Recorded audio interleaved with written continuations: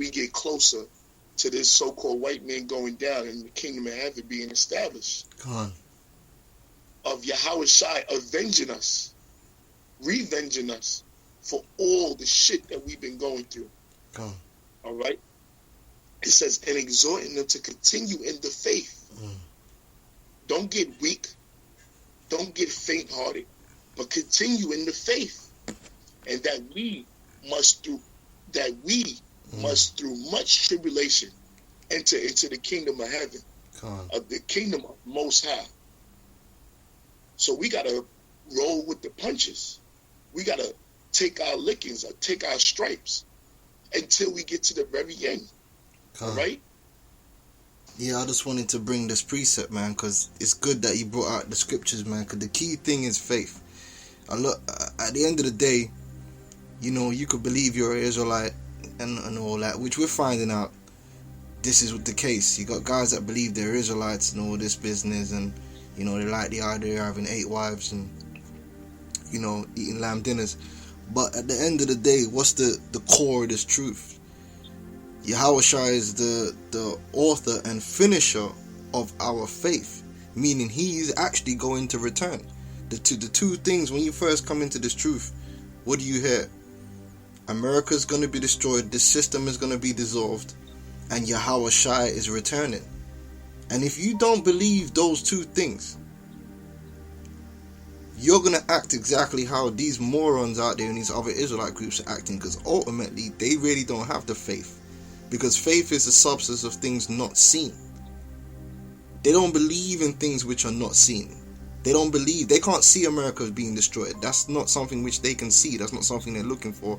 And they sure as hell not looking for Yahweh Shai to return in some chariots. Okay? 2 Thessalonians 3:2. And that we may be delivered from unreasonable and wicked men, for all men have not the faith. Okay, these guys are unreasonable. When you're saying that, when you're calling us bums, you're being unreasonable. That's just unreasonable. How can you reason with a guy calling you a bum, but he's meant to be an Israelite? You know? So these dudes ain't got the faith. And I got another precept. Ecclesiastes 8:5. Whoso keepeth the commandment shall feel no evil thing, and a wise man's heart discerneth both time and judgment. Hey, the apostles, man, they're wise men.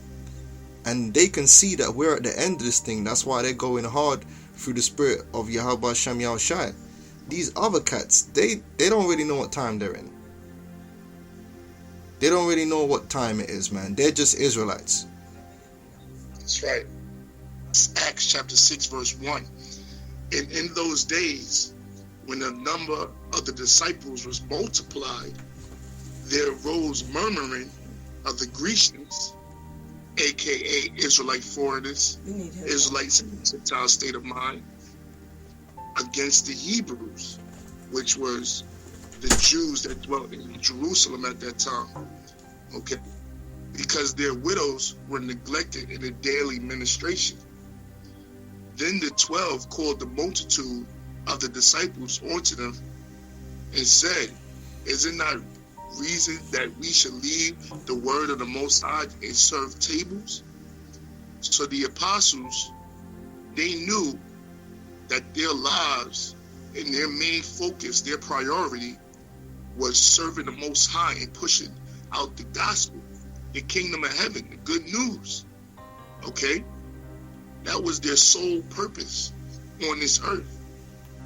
So this symbolically applies to us as well, starting with our apostles and elders, all right, and their fruit.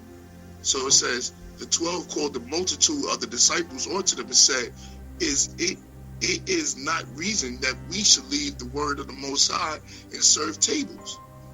Wherefore, brethren, look ye out among you 7 men of honest report, full of the Holy Spirit and wisdom, whom we may appoint over this business. But we will give ourselves continually to prayer and to the ministry of the word. So what the apostles' mind state was, pushing out the word of Yahweh Bashim Yahweh Shai. It says, but we will give ourselves continually to prayer, showing you the importance of prayer, because that builds the bond and the connection to your power. That's how you stay plugged into your power source, by prayer. Okay? So it says, but we will give ourselves continually to prayer, into the ministry of the word, the pushing out of this word. That is priority, man. Whatever you going through in your life, this is your first love. This is your first job. This is your priority. Okay? And then it goes on, it says, and the saying pleased the whole multitude, and they chose Stephen, a man full of faith and of the Holy Spirit, and Philip, and Prochorus, and Nicanor, and Timon, and Parmenas, and Nicholas, a proselyte of Antioch, whom they set before the apostles, and when they had prayed, they laid their hands on them. All right?